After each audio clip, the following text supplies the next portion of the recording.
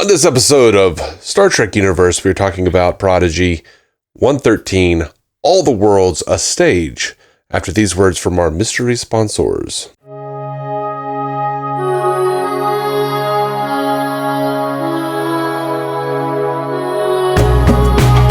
Welcome to Star Trek Universe, the podcast where you get to listen on two lifelong friends chat about Star Trek like they always do.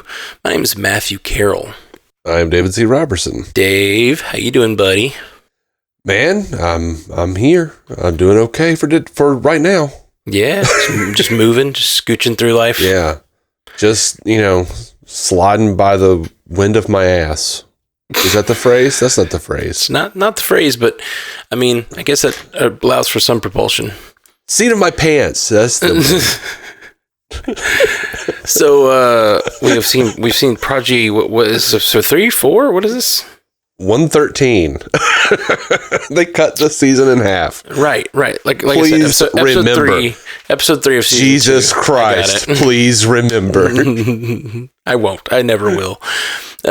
So yeah, I got big Galaxy Quest vibes from this episode. Yeah, I did too, and I really loved it. Yeah, I thought it was a really fun episode. There was one moment, and only one, where I was just like, that was a dumb line, and I don't even remember what it was now. I think it was Zero again, bringing up something like really obvious, and we're like, no, really? How soon did you realize that it was the Galileo? I wanted to figure it out sooner, and I didn't. It wasn't until like the last second before they showed it. And I was like, it's the Galileo.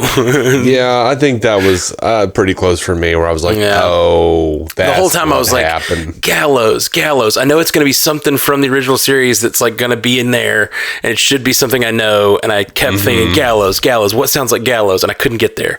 And then finally, like, just before they said it on the screen, I was like, Galileo. Yeah, it felt very Voyager to me. For sure. Voyager 6. Yeah. The big thing about, I think, this episode that I think hit me was this feels like, other than like obviously Galaxy Quest vibes, and it seems like a fun little story. It feels like this is the show on a week to week. What it could be on a week to week. You know what I mean? It's like they encounter a planet, they do a thing. The last season, let's say. No. The first half of the season felt very much like an all overarching story with very little episodic nature to it. They did, each episode had its own sort of theme, and there were a few in there that felt very much like Star Trek episodes, but a lot of it felt very serialized. And this one felt very episodic. Felt very much like, okay, we got through those first couple episodes that feel a little more like they're setting up the season, and now we're getting to like, okay, this is what they're encountering a planet, they solve an issue, kind of Starfleet-like, and then the background, the only real serialized parts were the stuff happening with Janeway and crew where they're chasing them, you know? Which I thought was really good balance. I did too. I thought the ratio was really good this week of like A plot and B plot. I was really happy to see very little of Admiral Janeway and the Dauntless. Same. And even though I love it, and I would love to see more of them, I would love a full episode of them even. I just think these episodes are so short that when you like last week, I think it was that we talked about, they gave so much to the Janeway crew that it was like, is this even Dal's show right now? You know, or like, whatever. And I think I've said it before. I was a huge fan of something they did in the animated show Batman the Brave and the Bold, when they would like, you would see like a little clip at the beginning, like the teaser before the opening credits was like a tease or like a little piece of a story, and then we'd get into the episode and it had nothing to do with that. And then at the end of the season, they did a season finale that like brought all of it together and was like, here's what we've been building up to in this like 30-second teaser before the credits. Right. One of the shows that I always think of when I think of that sort of storytelling is Burn Notice. Did you ever watch much of that? I didn't watch much of it. I wanted to. Great because show. I love Bruce Campbell, and I enjoyed the episodes I saw of it. It's a really, really wonderful show. But basically, every week starts with 3 minutes of the overarching plot at the beginning and 3 minutes of the overarching plot at the end, and then the middle is a case of the week type thing. And it's just a really, it's nice because it starts and ends every week with a little like, oh, you know, and sometimes the case of the week will obviously intersect with it, but like, it's sort of this like plotting thing where you just get a little bit of this overlapping story. But I think the more and more I think about the way that balance is so important, especially to shows like Star Trek, I think about like, you just need each episode to feel like a full meal. You know what I mean? You don't need episodes to feel like, well, this didn't hit me in the feels. This had no arc. You know, I need each episode to have its own arc and then give me the overarching story, not just like the spackle together a bunch of episodes. And I think that's been Picard's problem to some degree. Like, I haven't felt as fulfilled every week. And then often I'm not that fulfilled by the overarching story. So like, it's like, where's my fulfillment in this? You know, hoping this final season will kind of correct that. Yeah, it's not lost on me that the things we have the most trouble with are the things we're most connected to and we have the most expectation for. Oh, for sure. 100%.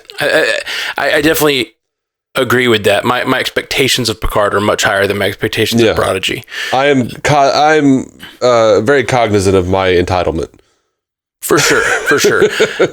But that the idea of that balance is something that I don't think is as affected by that metric, or like that bias is not something that like I think skews that metric as much for me. Like, because I think a lot of times Picard episodes just don't feel like I don't know.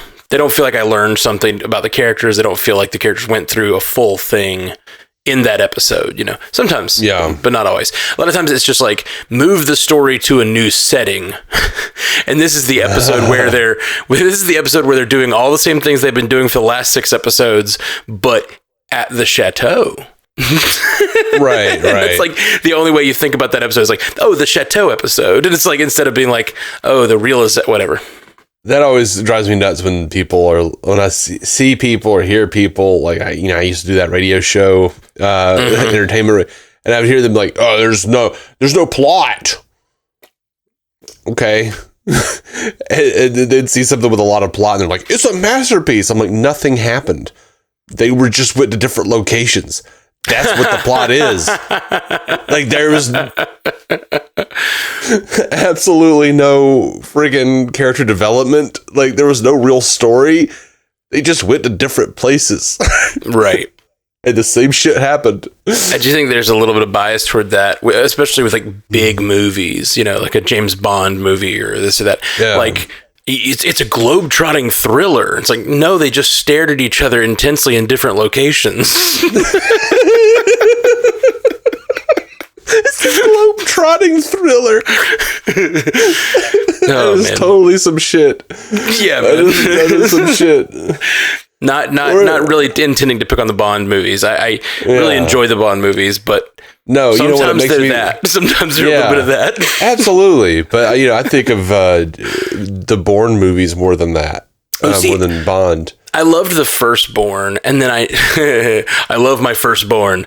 But then I never watched the others, and I kept meaning to. I kept being like, I literally started the second Bourne movie like 7 times. He's like, I think it's the one he's like running on the beach, and I've watched that scene like 7 times, and for some reason it bores me to tears the first 10 minutes of that movie, and I keep shutting it off, and I don't know, I keep starting it when maybe one day they'll do something else with Bourne, and I'll do a Bingers Assemble. It'll drive me to watch it all. Yeah, I used to do a thing on that show where they would say something about how great the Bourne movies were, and I'm like, shaky cam in a different location, shaky cam in a different location. Yep. Oh man, good time. And I think that the shaky cam era is an important era, because it brought in a more fully realized version of the camera as part of the action. You know what I mean? Mm-hmm. Which I think has been utilized greatly and to great effect. But I do think there are movies that took it too far, obviously. Yeah. And I don't even mind a lot of shaky cam. It's just like, you got to know what's going on in the action. You got to see the action as it happens. You got to be able to follow. You can't have your point of view be so blurred that you just don't even know, unless that's the effect you're going for, which I guess, I don't like an action movie like that, because to me, an action movie is signified by the fact that you watch good action. You watch them do cool things. To me, a good fight scene is a good ballet, like a good dance. And yeah. That might be why I don't like action anymore. Because it's like... There aren't that many. Like, you could either do something that looks like it's from like the freaking Arrowverse, or shaky cam, which they did kind of shaky cam, or just like shaky cam and lens flares, or Zack Snyder slow mo, and that's what you got. Like, I'm bored with all of that. Best action scenes I can think of in the last 10 years are that I actually care about the action are the John Wick. Oh, those are great. Those are great. But the Daredevil fight, Daredevil hallway fights. Yeah, those are really good. Those are really fantastic, for sure. They pour a lot into them, of course. They're impressive, like cinematically and stuntman wise. They're clever. They do interesting things to hide the cuts and to hide the... I love the one in the third season where they keep hiding the cut between stuntman and Charlie Cox, but like he'll fall behind a desk, and then clearly the guy who gets up is the stuntman, but they hide it really well. But if you really watch it, it's just clever blocking, interesting stunts, and then it's always character driven. It's always emotional. He's always going through something seriously emotional in every one of those. And it's just great. It's just great. Yeah. The one where he's got guns strapped to his hands so he could solve his problems if he wanted to, but he doesn't do that. So he's literally like having to fight off 30 men with guns tapped to his hand, but not kill any of them. Like, have the fortitude of will to do that. That's so smart. Just like handcuffing a character with his own morality. It's just so smart. It's so good. Yeah, that was a bit of what all of those other Netflix Marvel show needed. Handcuffing them with their own morality, giving them morality. just cleverness. Yeah, I like the others for various reasons, but I mean, to me, Daredevil's the one. Daredevil's my favorite by far. Yeah. Like, I have favorite individual seasons, but... Sure. Which may or may not be Daredevil, but... Overall. Yeah. Jessica Jones. I know, we're really getting off topic here. Sorry. But Jessica Jones season 1. Luke Cage season 1 was amazing. Yeah? I see. I love the first half of Luke Cage season 1. That's fair. Or as I call it, season 1. And then season 2 is this whole different thing. Once they get rid of we're back. Bringing it back around to Prodigy. I don't like the second half of season 1. I think it's kind of trash. I think it goes downhill quick. Yeah. Once you lose, I don't want to spoil things for those of you who haven't seen. Probably most people here have, but Luke Cage, they lose someone, and it's like the wind is taken out of the series completely. Yeah. One of the best actors is just gone. Nope. This show is this show isn't the show anymore. Okay, so Prodigy. Let's get off of all the Marvel and the action sequences. Except to say, I agree with you. John Wick's freaking awesome. I'm excited about Chapter 4, and I'm definitely gonna do that for Binge Assemble. I haven't seen any of the John Wick movies. Oh, really? Yeah, no. Wow. The closest I've gotten is I watched Nobody with Bob Odenkirk. Oh yeah, the same creators. Which was fantastic, and I'm going to have to go back and watch John Wick, but yeah, I'm really excited about that David Harbour Santa Claus movie that they're doing.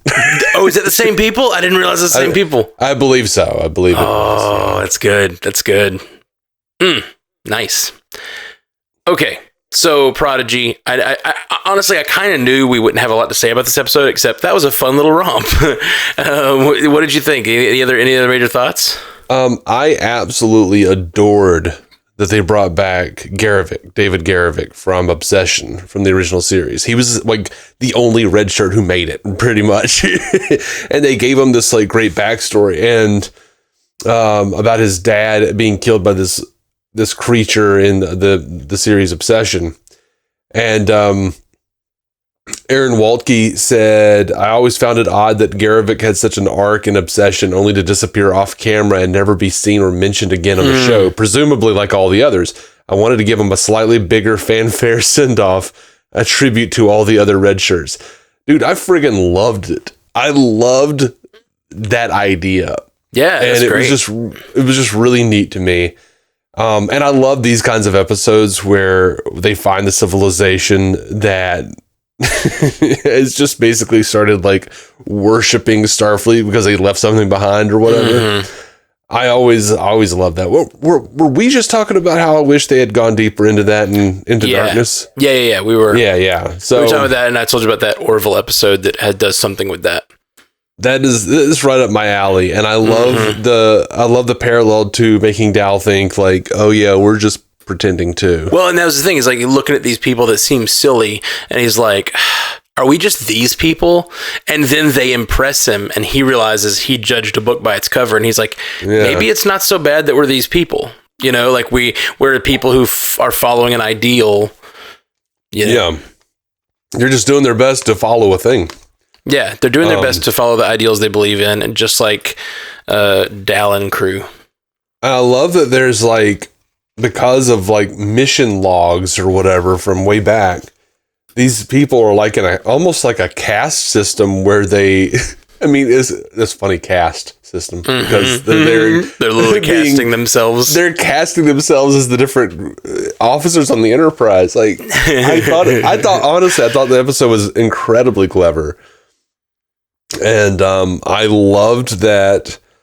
I love and hate that they are so willy-nilly with what the 23rd century looked like, because every time Prodigy has shown anything from the original series, they stick with the way, like, they stick with the aesthetic of the original series. They don't do Strange New Worlds look. They like the show looks like it did in the original series. So like the technology is the original series. I'm going to be really interested if by the end of Strange New Worlds they find a way to. I'm going to love it if they do it.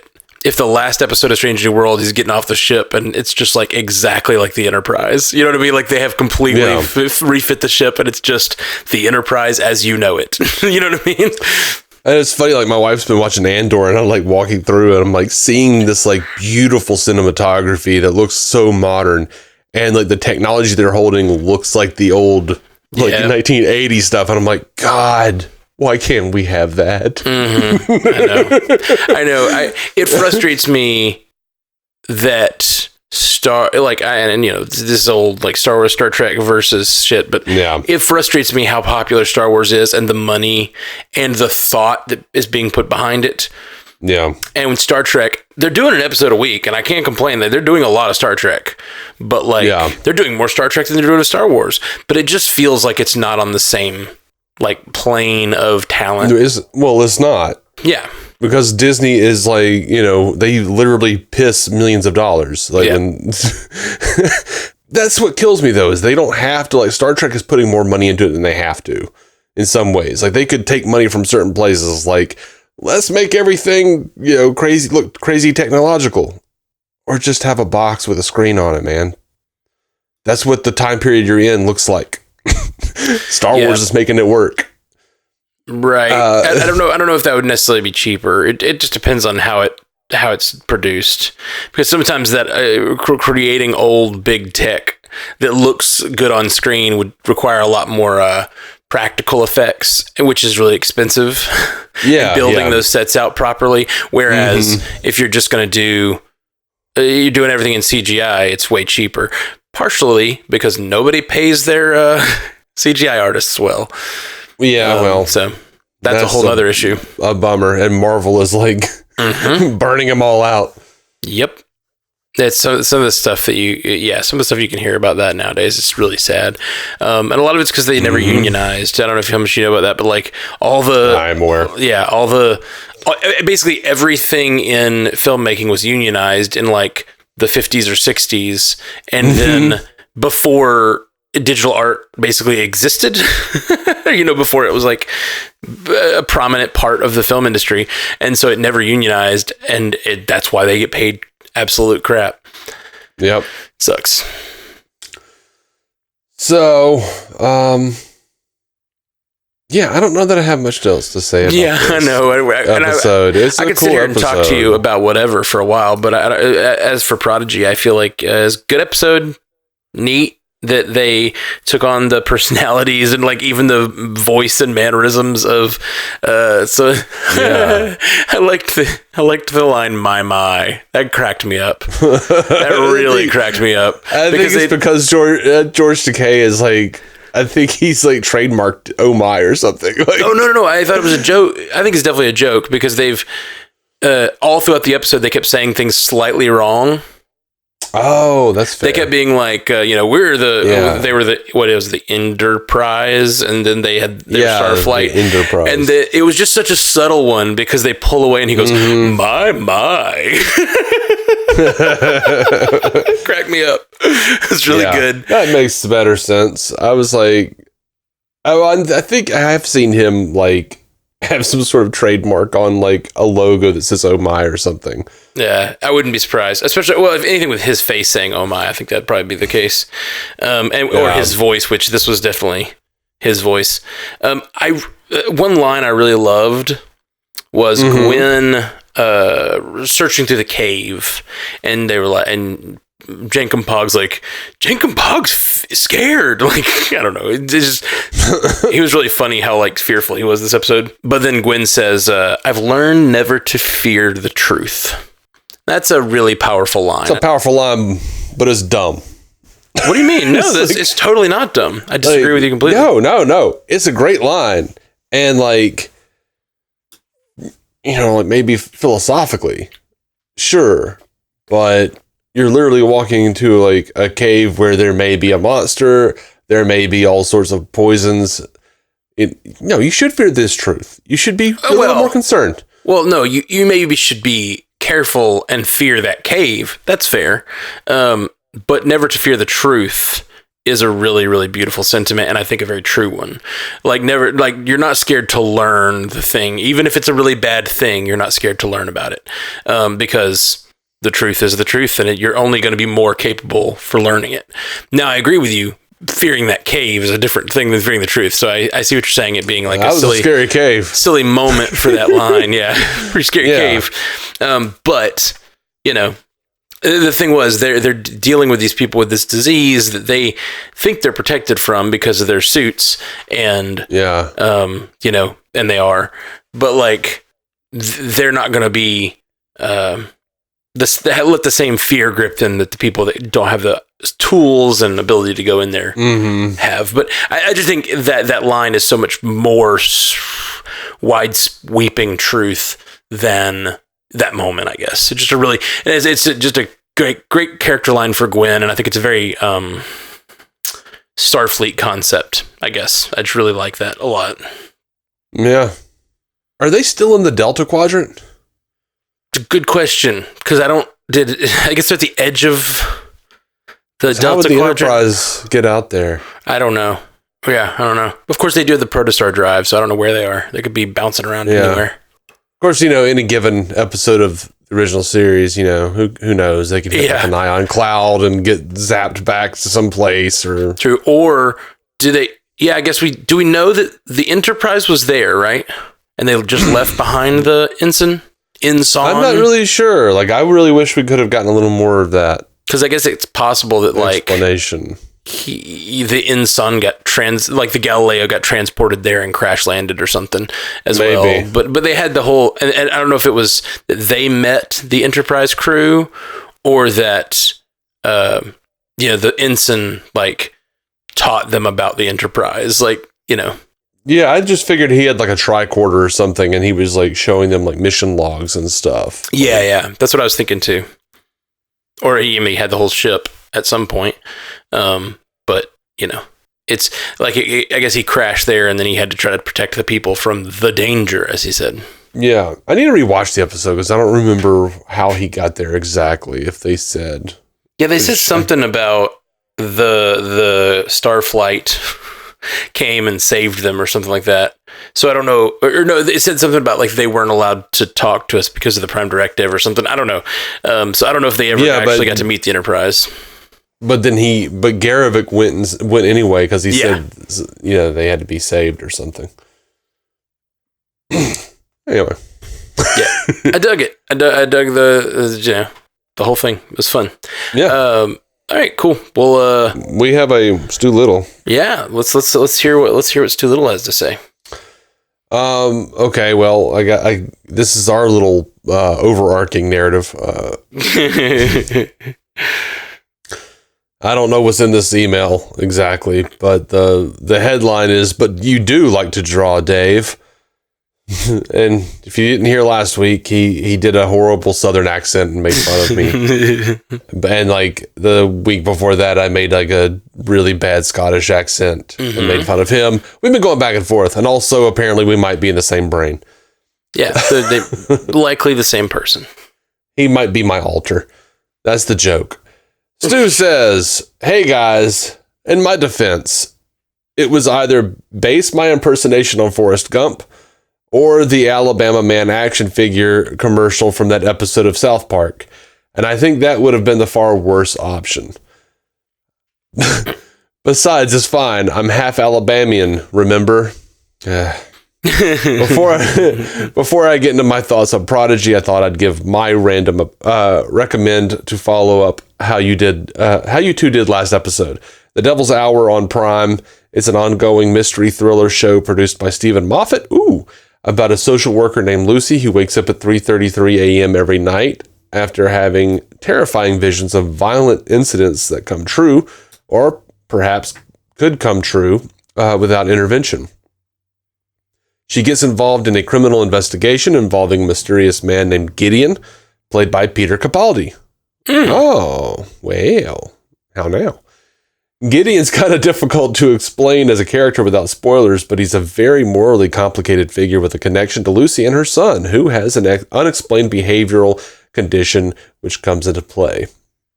That isn't fully revealed until the first season's finale. Spoiler, no, he isn't her son traveled back in time from the future, just to get that out of the way.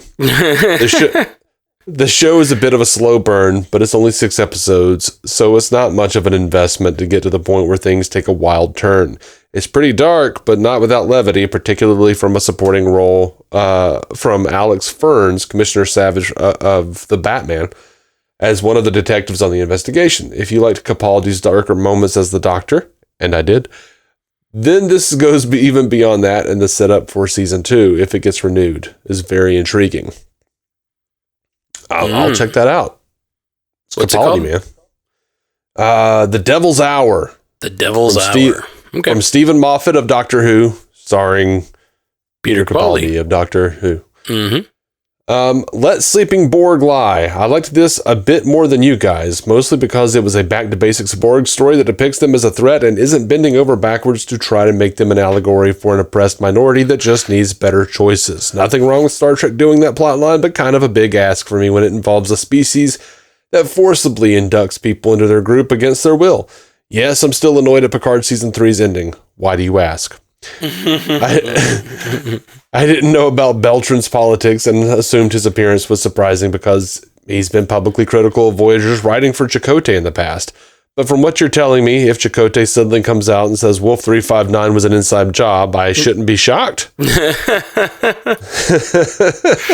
Although maybe the Prodigy writers are more right-wing than we thought. Maybe Jankum Pog only speaks in the third person because he hates pronouns. I also liked this episode for getting to see Borgified non-humanoid species for a change, at least with Zero. I'm not sure if Tellarites count as humanoid or not. It says... I think they do. Yeah, I would think so, Stu. If a species is bipedal and has one head, also pretty damn human-centric, that's the recognized term in the Federation. Why not Vulcanoid, since they technically made first contacts with humans, not the other way around? Well, I mean, as it were, in Star Trek 6 said human rights, even the term, you should hear yourselves. Yeah. Well, I would, yeah, that's true of that. But I would also say, I think it's likely that the humanoid is probably the Earth word for that. I'm sure if in Vulcan language, we're just hearing it through the universal translator. Maybe it is Vulcanoid in Vulcan language. In Vulcan language, it's Vulcanian. Right. Since there was like 3 times that Spock said he was Vulcanian in the original series, and they never went back to that term. Stu continues, all the world's a stage. Oh man, the budget for the Orville has gotten even tighter, hasn't it? But seriously, fun little side adventure with a plot type I've seen before a few times, like in Voyager's Own Living Witness, with the historical recreation of Voyager's adventures, which depict Janeway as a genocidal tyrant. I did like that one. Or Firefly's Janestown. Interesting. Both my examples featured a Jane character. Also, having an ensign red shirt be the catalyst for all this was a nice meta nod to Star Trek history. Dal's insecurity was a fine addition to the plot, though it's maybe feeling like a bit of an obligatory thing right now. Besides, he should have more confidence. He's beating Pike in the voluminous haircut with silver streaks department right now. Diviner being genuinely mentally confused is a more interesting approach to that subplot than him just manipulating them. I agree. I meant to mention that. I will take issue with Janeway's final line, though.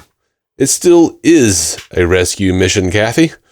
I know you're the most morally questionable lead captain in Trek, and don't get carried away with the excuse to shoot someone. Oh, and by the way, Matt, I will try to suppress David's urge to argue that this episode shows that faithful 60s interior design should be used in Strange New Worlds. You failed. But I'm somewhat limited when he's in the driver's seat. If he avoids doing that, you're welcome. If he doesn't, my bad. Well, his bad. But also technically my bad. Our bad, let's say. Stu, you're my hero, and David's so annoyed at you right now. Like, that was worse. You knowing him that well, anyone predicting Dave's behavior is way worse than making fun of his accent. That's true. That's true. And neither one are very bad. I actually feel closer to Stu now than ever before. Yeah, for sure. For sure. That's great. That's wonderful. Thank you, Stu. Right. That was a great ending there. No, my point was not necessarily that they should do it, is that they should at least be consistent with what they're doing right now. Like, make a decision and go for it. It's a different time period. You're just getting the edging closer. I'm really hopeful for you that we do get that final episode where everything starts to line up.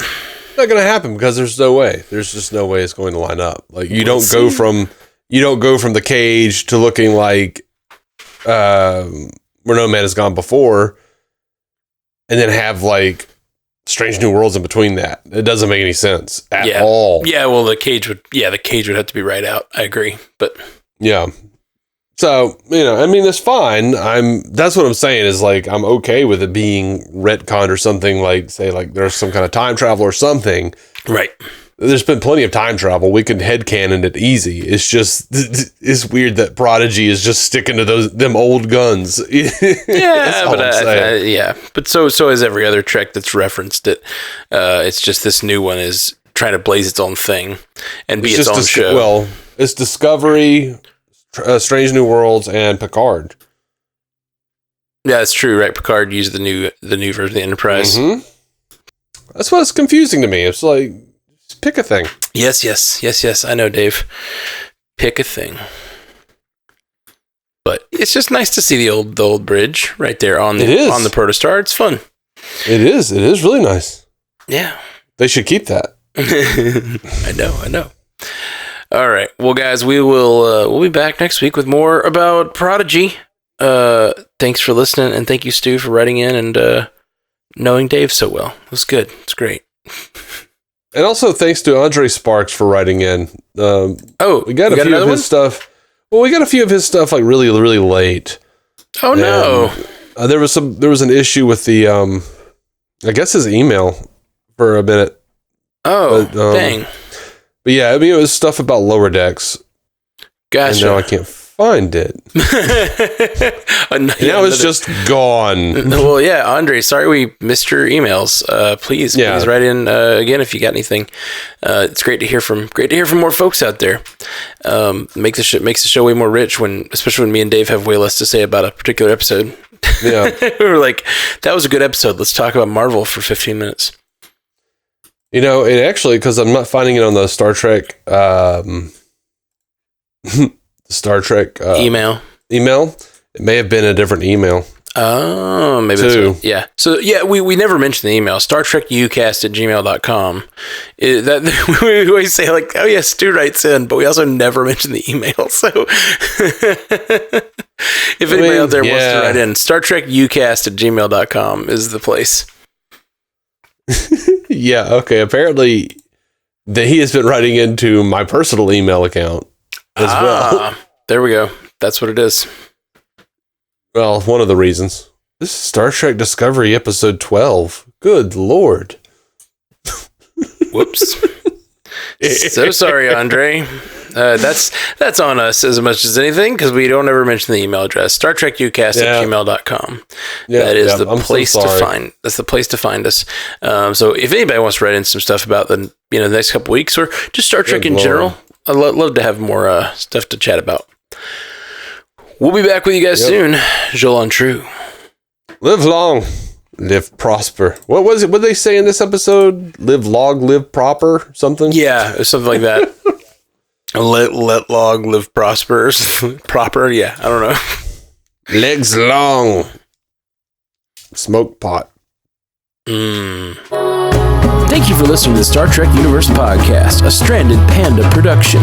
If you'd like to hear more from David C. Robertson, check out the DC On Screen podcast or malajusted.tv for his web videos. If you'd like to hear more from Matthew Carroll, check out the Marvel Cinematic Universe podcast or listen to his music. Just search for Matthew Carroll anywhere you get music.